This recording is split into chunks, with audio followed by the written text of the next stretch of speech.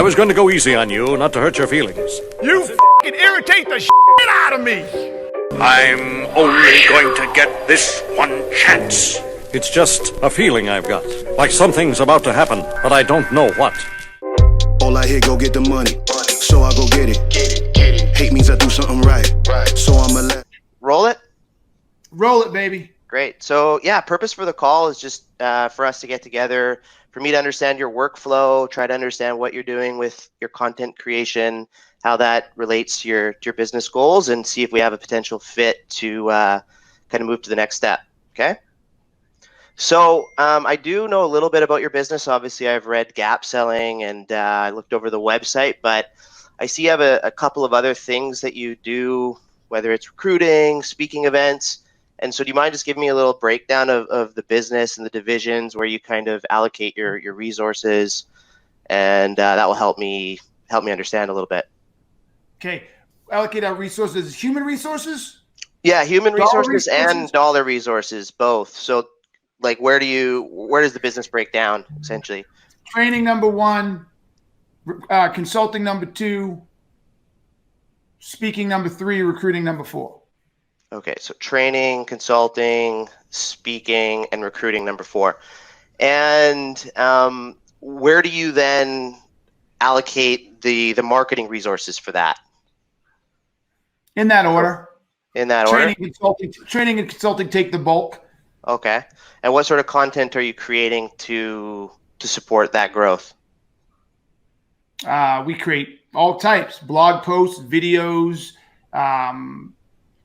photos, or whatever you call it, pics, you know what I'm saying? Social graphics. Media, pics, videos, you're obviously doing, webinars.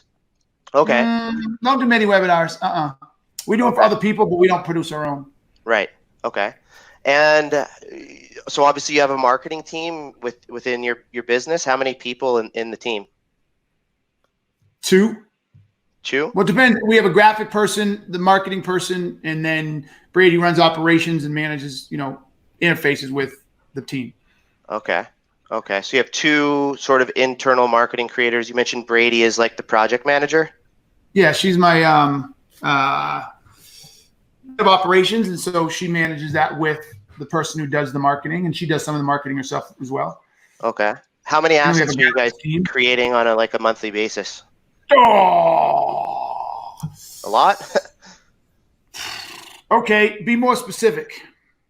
So, like, how many active projects are you guys working on simultaneously from a marketing standpoint? So you're pushing out content across multiple channels. Like, what sort of volume are we talking about? I create a video maybe once a week for LinkedIn. Then we create snippets of videos weekly of past stuff I've done. We create memes and other types of things that we use for organic. It's really, there's not a project. It's ongoing. It's constantly ongoing. We're small, and I'm big on marketing. I'm big on this shit. So it goes. So there's really not a project beginning to end. Okay. No, that's perfect. It helps me to kind of understand the flow. So you're creating quite a bit of content across lots of different channels. Yes. You have a small marketing team. Do you work with contractors externally as well, or is everything done? Okay. Yes. And then what does your process for like approving that content and going to market look like? Does that final word come from you? Or so no. I think Brady probably gets involved a little, but it's just the marketing person. She does it. It goes out. So you give them full, go ahead to review and approve. Okay. Well, in that case, I'm not sure that if our product would be right for you, because we're really designed to streamline that sort of very specific part of the workflow. So maybe at this current time, you're a little bit too small in that sense of the marketing team. So yeah, I don't know if you want to keep doing the call, but that's what we're all about.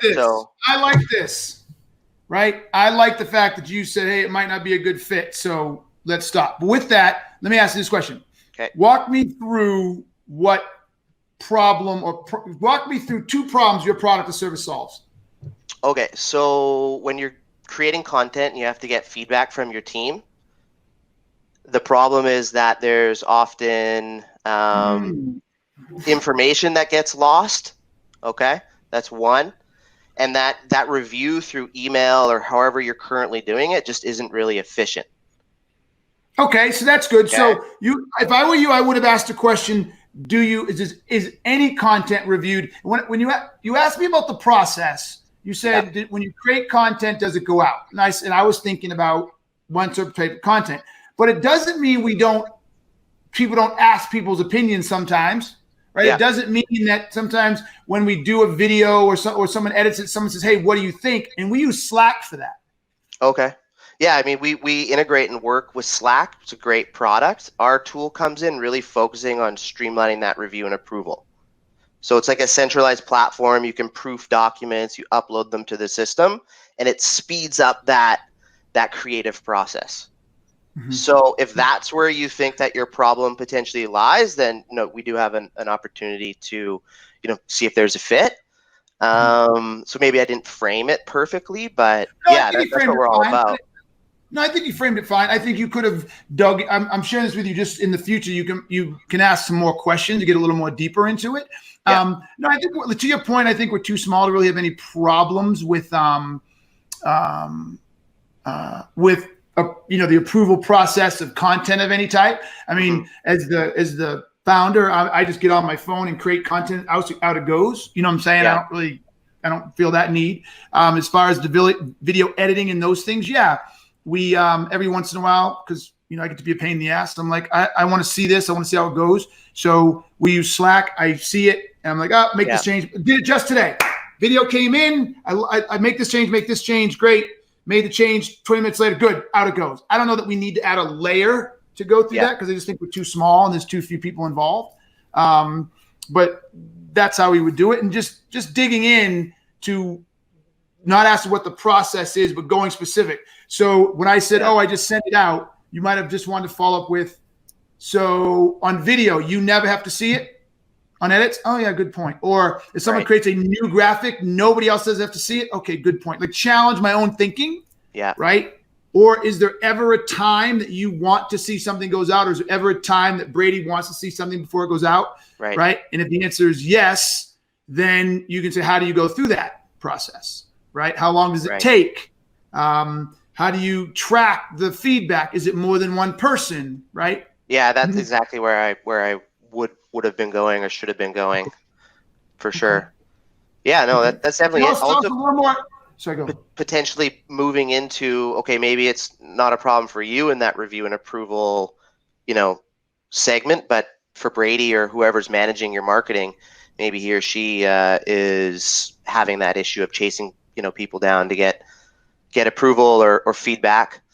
So it could be another angle to potentially go at. It could be. I think we're too small.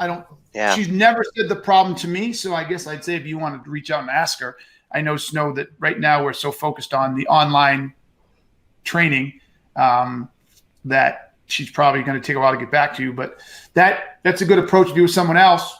Like, I think if I'm in your shoes, a couple of things. Let me ask this question. How many steps or how many people need to be involved in the approval process before your value really kicks in? I would say a minimum of like 3, and that's like really small, like in our starter package. So but really where the value starts. Sorry? Yep, you got it. With value starts. Where? I would say the value really starts like in around 7 to 10 team members. There you go. So you're having three project managers, people that are organizing the content, and then 4 to 5 different reviewers. I'd say that's kind of like the cutoff of where I start at. Okay. Look, next question then. How many pieces of content cycle through that process on a regular basis?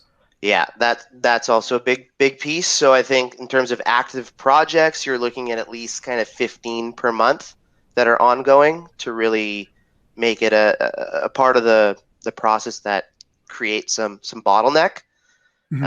But because of the explosion of content and social media and how important it is to push that out, that really, like, even small teams like what you guys are doing, I'm sure you're pushing out more than 15 pieces per month.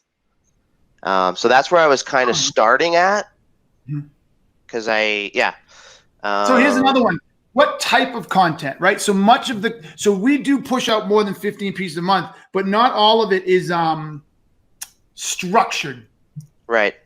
For Yeah, lack of a better word. it's got to be structured. I think video is a huge one, obviously, because that takes more feedback loops. Also, the social media content, graphics, where you have freelancers and other people that you're looping in and working with externally is important because there's obviously a gap in that process. Yep. So I would look at it as structured data, and Okay. I would look at it as the size. So even though we push out more, not much of our data, not much of our stuff is structured, right? Right. It's me just throwing shit out or throwing up a blog post, so there's not a whole lot of approval processes. We do have some, but not that much. And so because we don't have that much, we don't have that many problems, right? Right. So I think you did a great job in quickly qualifying me out. And once you qualify me, I think that's nailed. If you qualified me in, David McCaw here has got some great examples. He's going to the business impacts. Like if you ever released a piece of content that had a negative impact on your business, has something ever gone out of the door that you wish you could recall? What would be you call it bring back? What would the impact be? And I know you're growing fast and scaling up the business of content review becomes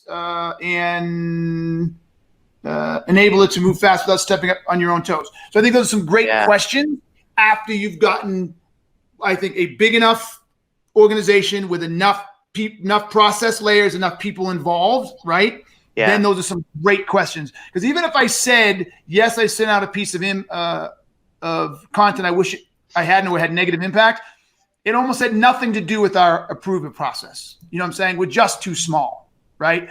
Adding another layer wasn't going to change that getting out. Now, as we get bigger, it may, right? As it gets bigger, it's easier for stuff to fall through that either I don't like or someone else doesn't like that doesn't fit brand, but just got missed. So yeah, I think you're on the right track. Go after those companies that are maximized by your value proposition when that's a lot of people, lots of content, when things can fall through the crack. Yep. Cool. That's what I think. Am I on target with that? Definitely, yeah, and I appreciate the feedback. Like it's good. You got it, baby. You got it. Thanks for playing. So you want to take a minute to tell everybody the name of your company? I'll get you a little exposure. Tell them the name of the company and at least tell them roughly what problems you solve. And if they're having those problems, they should get a hold of you. Perfect. So we are FileStage, filestage.io. We help you streamline the review and approval process in your content creation, particularly for marketing teams. So if you are chasing a lot of people around for feedback or information is getting lost in your email box, that's one of the main problems. In terms of the business implications, it's all about being more efficient, being more effective, being able to produce a higher level of content. Oh, no, you missed it. No, you're good. You did good with the problem, but you should have nailed that impact, right? And David Magoo gave you some ideas. If you're sending out content you don't like, if you created content that doesn't meet your brand awareness, if it's taking you too long to get content out, if you're unable to create relevant content that is timely, right? If you're unable to create content for social media that's timely, that needs to go quick, but still meet the approval process, blah, blah, blah. See what I'm saying? Yeah. Like, get real tangible business shit. Yeah. Not that pie in the sky stuff, right? Okay. Yeah. Thank you. All right.